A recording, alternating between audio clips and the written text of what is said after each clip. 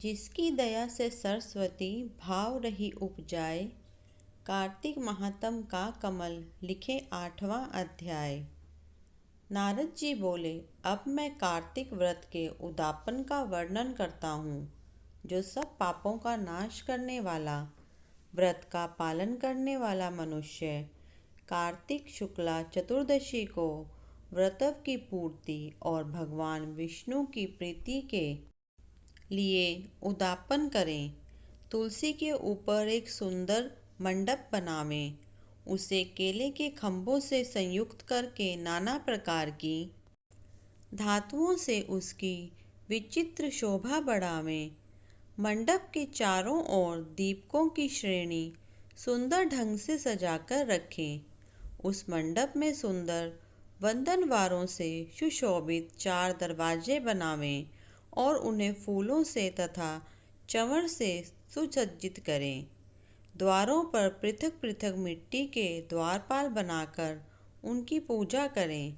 उनके नाम इस प्रकार हैं: जय, विजय, चंड, प्रचंड, नंद, सुनंद, कुमुद और कुमुदाक्ष। उन्हें चारों दरवाजों पर 2-2 के क्रम से स्थापित कर भक्ति पूर्वक पूजन करें। तुलसी की जड़ से समीप 4 रंगों से सुशोभित सर्वतोभद्र मंडल बनावें और उसके ऊपर पूर्ण पत्र तथा पंचरत्न से संयुक्त कलश की स्थापना करें। कलश के ऊपर शंख, चक्र, गदाधारी भगवान विष्णु का पूजन करें। भक्ति पूर्वक उस तिथि में उपवास करें तथा रात्रि में गीत, वाद्य, कीर्तन आदि मंगलमय आयोजनों के साथ जागरण करें। जो भगवान विष्णु के लिए जागरण करते समय भक्ति पूर्वक भगवत संबंधी पदों का गान करते हैं, वे सैकड़ों जन्मों की पाप राशियों से मुक्त हो जाते हैं।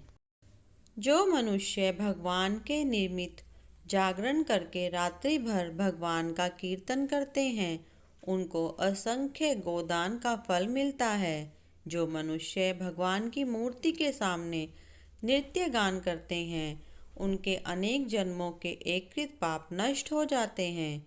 जो भगवान के सन्मुख बैठकर कीर्तन करते हैं और बंसी आदि बजाकर भगवत भक्तों को प्रसन्न करते हैं तथा भक्ति से रात्रि भर जागरण करते हैं, उन्हें करोड़ों तीर्थ करने का फल मिलता है। उसके बाद पूर्णमासी में एक सपत्नीक ब्राह्मण को निमंत्रित करें। प्रातःकाल स्नान और देव पूजन करके वेदी पर अग्नि की स्थापना करें और भगवान की प्रीति के लिए तिल और खीर की आहुति दें। होम की शेष विधि पूरी करके भक्ति पूर्वक ब्राह्मणों का पूजन करें और उन्हें यथाशक्ति दक्षिणा दें।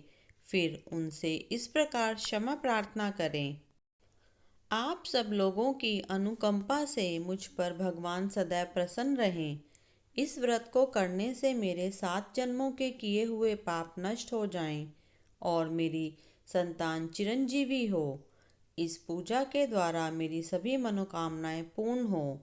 मेरी मृत्यु के पश्चात मुझे अतिशय दुर्लभ विष्णु लोक की प्राप्ति हो। पूजा की समस्त वस्तुओं के साथ गायें भी गुरु को दान में दें। उसके पश्चात घर वालों और मित्रों के साथ स्वयं भोजन करें। भगवान द्वादशी तिथि को शयन से उठें, त्रयोदशी को देवताओं से मिलें और चतुर्दशी को सबने उनका दर्शन एवं पूजन किया। इसलिए उस तिथि में भगवान की पूजा करनी चाहिए। गुरु की आज्ञा से भगवान विष्णु की स्वर्णमयी प्रतिमा का पूजन करें। इस पूर्णिमा को पुष्कर तीर्थ की यात्रा श्रेष्ठ मानी गई है। कार्तिक माह में इस विधि का पालन करना चाहिए। जो इस प्रकार कार्तिक के व्रत का पालन करते हैं, वे धन्य और पूजनीय हैं। उन्हें उत्तम फल की प्राप्ति होती है। जो भगवान विष्णु की भक्ति में तत्पर हो कार्तिक में व्रत का पालन करते हैं, उनके शरीर में स्थित सभी पाप तत्काल नष्ट हो जाते हैं। जो श्रद्धापूर्वक कार्तिक के उद्यापन का महात्म्य सुनता व सुनाता है, वह भगवान विष्णु को सायुज्य प्राप्त करता है।